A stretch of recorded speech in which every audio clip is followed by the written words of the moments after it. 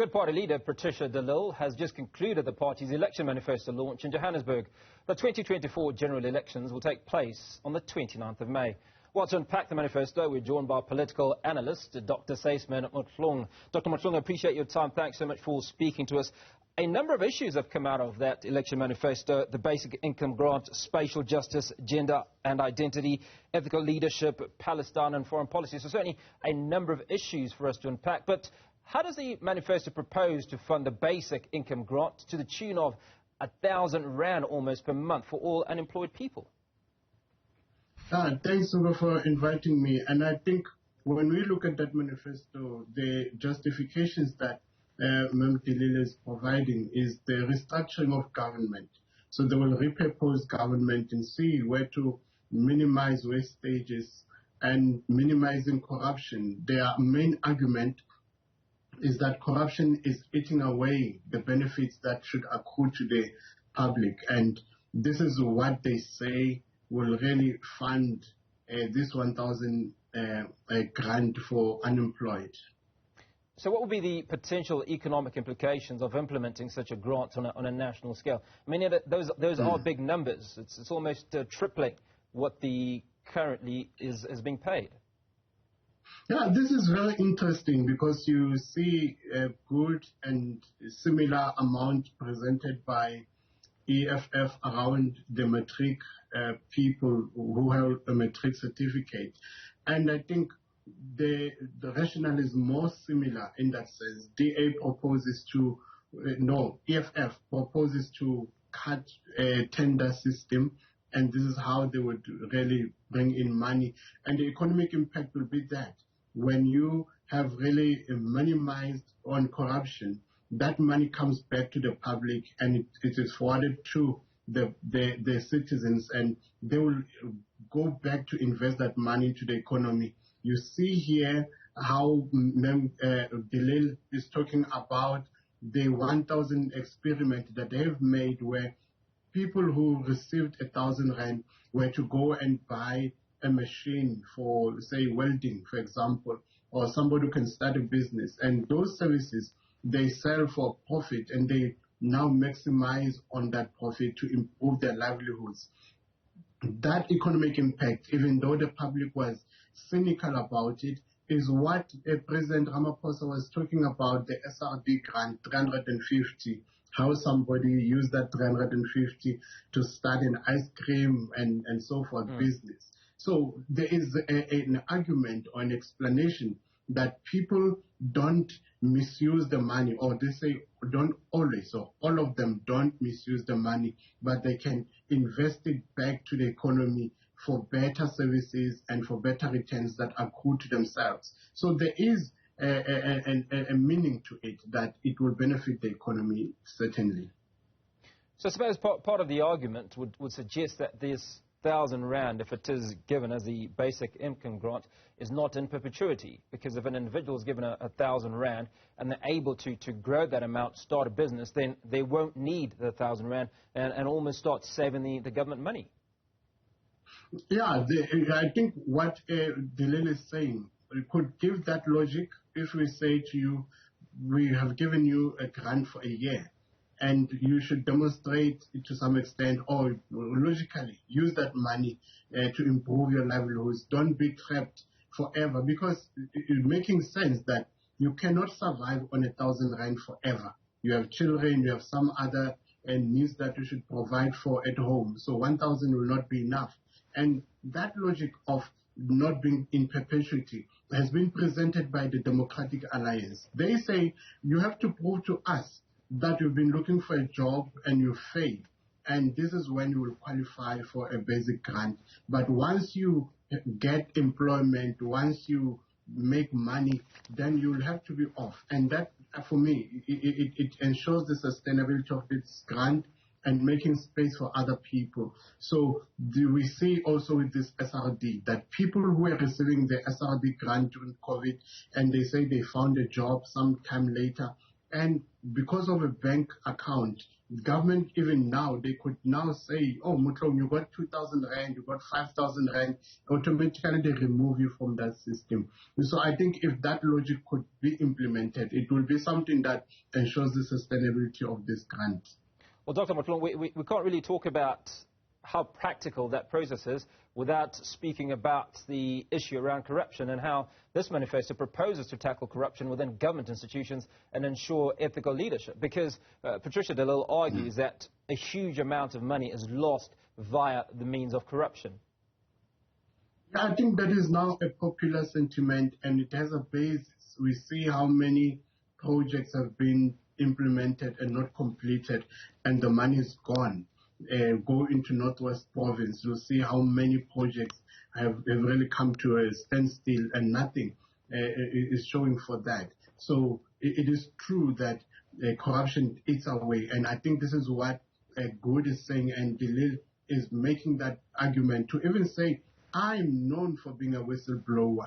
So it is somebody who's a leader of a party who says, I've been committed despite the threats that could be presented by whistleblowing. But it is something that I speak about. And they also talk to that element of having to introduce mechanisms to protect whistleblowers. So they are very strong on anti-corruption, and they made that message clear that corruption is eating away from the benefits of the public. If we don't get rid of corruption, it is impossible for public service to be beneficial, because it is element of this professionalization you're talking about, where we have to look as well how civil servants are participating in corruption, how when a certain construction should not have happened, you receive a bribe, you let it go, or you see there's some incompliances in the CBD, maybe with a business, and you get a bribe, you let it go. And eventually it leads to a negative impact in the public. So they are saying we want a civil servant that is ethical. There is nothing more than that you can do. You cannot police these officials day and night, but if you encourage this element of ethical citizenship, it will be those officials in public service, even ourselves, we should be ethical enough not to even suggest a bribe, not to even suggest somebody to subvert public policies. So I think that was something to be commended from Good. You know, when we talk about the issues around whistleblowers, Babita Deokaran immediately comes to mind, because she was one of those individuals who sacrificed her life. I mean, she's a martyr for the cause. So what measures are suggested to protect and incentivize whistleblowers in both public and private sectors? Because I don't think you can have this conversation without talking about protection of these individuals. I think this is something I did not hear clearly from her. I think she even mentioned that she's providing a framework now, and later on these details will be presented. It is a kind of an evaluation one has to make in terms of what Good is providing as a mechanism. Will it be something like a fund that is provided to protect them and ensure that they have survival? Because even from a private sector, we've seen whistleblowers who have lost their jobs and could not be employed anywhere else. So will there be a fund that is in place? I think NC has spoken something about that as well, to ensure that they are provided with a livelihood. And there has to be physical protection, security. I think it is something that has to be incorporated. And from there on, there has to be companies, private sector companies, that come to the public that says we stand with the whistleblowers, and they make a commitment maybe to say, if you're a whistleblower and you've been fired, you cannot get an employment, come to us, we'll hire you. This is something that should be done in collaboration with the public and private sectors. So this is a big question, this is a big problem, that if you're a whistleblower, you end up outside in the cold, you cannot provide for your means. And this makes it difficult for one to speak out against power. For us to even underscore this, we have to go back to the State Capture Commission and listen to how Cyril Ramaphosa, when he was given an opportunity and was asked, what did you do when as deputy president and knowing there is a capture happening? He said something about, I knew if I speak out, I will be chucked out. So I thought I should keep quiet, fight from within, and my turn will come as president, and this is where I will really fight against this thing. Now, if you are a deputy president and you are worried that if you speak up, you will be fired, how much more of a person in a local municipality, some private company? This is a really big problem, and there to be a mechanism, an instrument created to ensure there will be protections if you are a whistleblower. Yeah, you do raise some important issues, and one of the important issues that many political parties and their manifestos are not addressing is the issue around foreign policy. Now, what's your take on South Africa's foreign policy towards Israel and Palestine? Well, certainly from the aspect of what's been mentioned or not mentioned by the Good Party.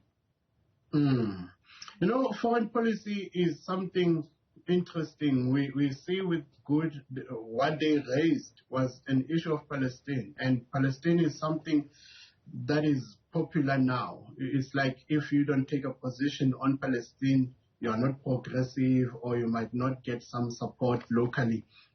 They putting it up there. We know DA is more. DA was saying your genocide is not somebody's genocide. So you see the controversy with DA and Palestine.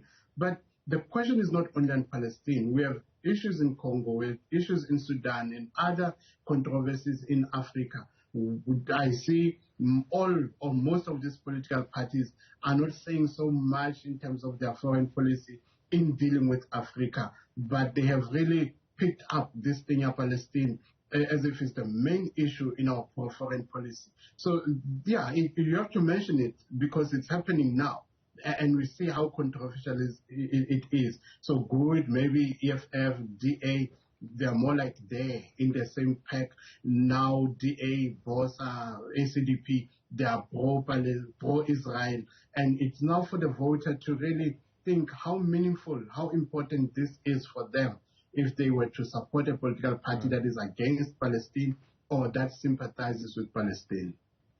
You know, every quarter when we listen to those stats, those crime stats coming through from Police Minister Becky Cele, we often shocked. In fact, we shocked beyond measure. Are issues around gender-based violence some of the issues that have been addressed by the Good Party in this election manifesto? No, I think this was a win. This was a star in their manifesto, because we've had other parties who say we have a gender desk. ANC also talks about this, but practically something is happening where women are being violated, children are being violated. And you see in Good manifesto, this comes as a significant element, and it is grounded on this aspect of justice. I like how they put a theme. We say our manifesto is about justice, and these components of it, social, economic, special, I think gender, if I get it well. But they come to say we also see gender as an issue that needs to be looked at. For women to be safe in a taxi, in a train, at a park, walking at night, and so forth. This is something they say needs to be looked at. But how are you going to do that? I don't think it's something they spoke to. Look at EFF, putting more boots on the ground, maybe more police presence. So this and how other political parties are presenting them is something we really have to consider. In my view, Good is speaking about it and talking about how negative it is, how badly it's affecting women, but I didn't necessarily get the gist of how they are going to resolve it, or if they were to propose a criminal sentence to be increased if you violate a woman and so forth. But how they presented gender, how they represented LGBT, for me it was nice to really foreground it instead of mentioning it as a side note in a broader conversation. But here they specified it. They spoke about how in their internal disciplinary measures don't tolerate if you are homophobic. They will deal with that when there is evidence presented. So for me, this was something wonderful in a manifesto, foregrounding it as an issue more than as a subtext.